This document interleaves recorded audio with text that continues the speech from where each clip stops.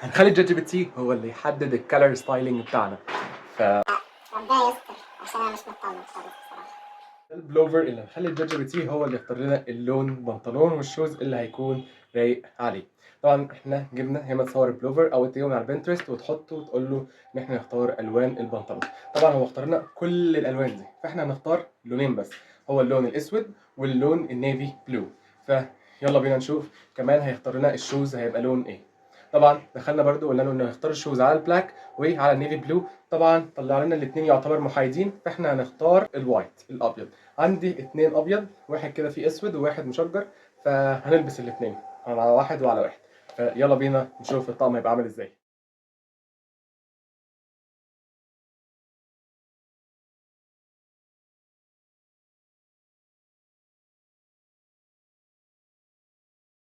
ده كان تو اوتفيتس من اختيار جات جي بي تي، فقولوا لي في الكومنتس اي واحد عجبكم اكتر، وقولوا لي لو عايزين نكمل ونختار المره الجايه ولا كفايه كده على جات جي بي تي.